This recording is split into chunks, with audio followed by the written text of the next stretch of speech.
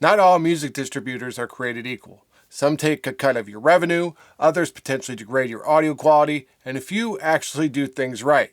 So which one should you trust in 2025? In this video, I'm breaking down the best and worst music distributors, exposing the pros and cons of Tunecore, DistroKid, Landr, and CDBaby. There's no sponsorship here, no affiliate links, no sugarcoating, just the truth about which platform will actually serve you best as an artist. But before we get into the breakdown, there's something just as important as picking the right distributor: making sure you're sending the right files in the first place. Because if you get this part wrong, your song could already be set up to fail before it even reaches your audience.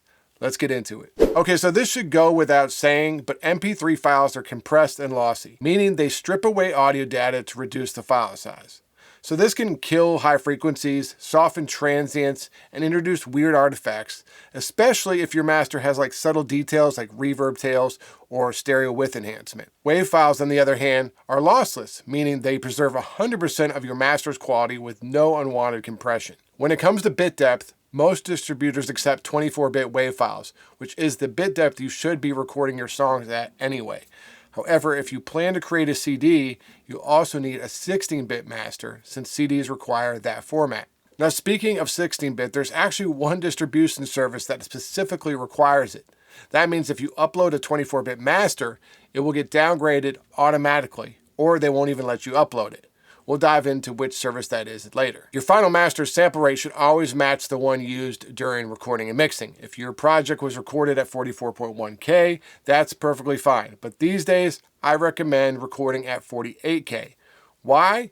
Because if you decide to release a Dolby Atmos version of your song, you'll have to convert it to 48K anyway. Starting with the right sample rate from the beginning ensures the best quality and helps you avoid unnecessary conversions down the line. Okay, so now that everybody knows we should not be uploading MP3s for final distribution, let's move into the 4 distributors. The first one is Tunecore. Tunecore is one of the most established distributors in the game.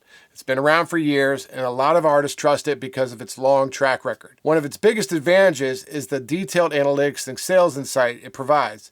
If you want to see exactly how your music is performing, Tunecore gives you one of the most in-depth breakdowns of your streams, downloads, and earnings. Another major plus is its fast delivery time. Music can go live on Apple Music in as little as 1 to 2 days, and Spotify within 2 to 5, which is one of the fastest turnaround times out there. Okay, so next on the list is Landr.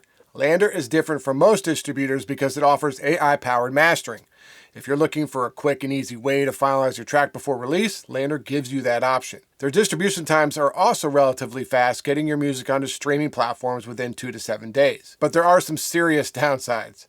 First, AI mastering isn't a replacement for real mastering. It can work in some cases, but it is hit or miss, and you don't want to gamble with your final master. The second issue is pricing. Landr charges $99 per year for distribution, which is more expensive than most competitors, and you might not need a lot of the extra stuff that comes along with it. And here's the biggest problem I have. Unless you're using their Studio Standard subscription, which costs $143 per year, your master will be distributed as an MP3 instead of a high-quality WAV file.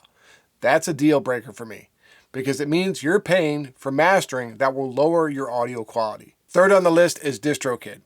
DistroKid has been one of the most widely used distributors, and for a good reason.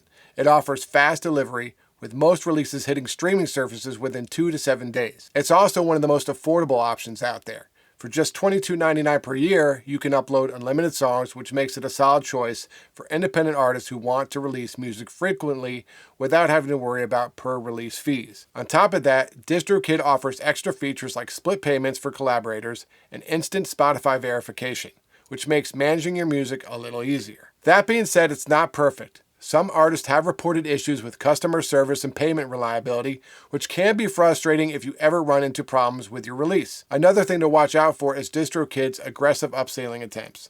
They offer a ton of add-ons that might not actually be necessary, and if you're not paying attention, you could end up spending more than you need to. Now on to the bad boy, CDBaby. CDBaby used to be one of the top choices for independent artists, but in 2025 it might not be the best option.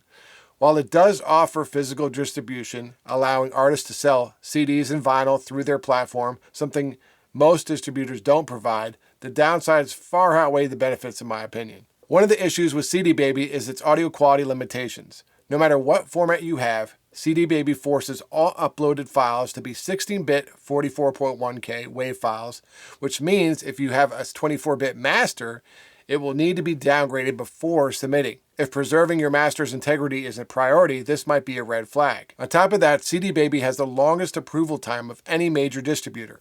Releases can take up to 10 business days to go live unless you pay extra for their fast forward option. Now, CDBaby does offer a one-time fee per release instead of an annual subscription, which may seem like a good deal at first. You pay $9.99 per release and you never have to pay again. However, there's a catch.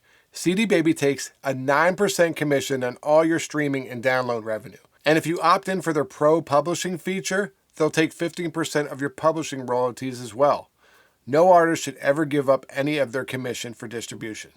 Ever. So what's the final verdict? I think the best bet is to go with Tunecore or DistroKid. Both let you upload high-quality WAV files, have fast release times, and don't take a percentage of your revenue. Let me know what you think in the comments below. What is your favorite distributor? And if you need your songs mixed or mastered, hit me up at mixandmastermysong.com. Talk to you guys soon.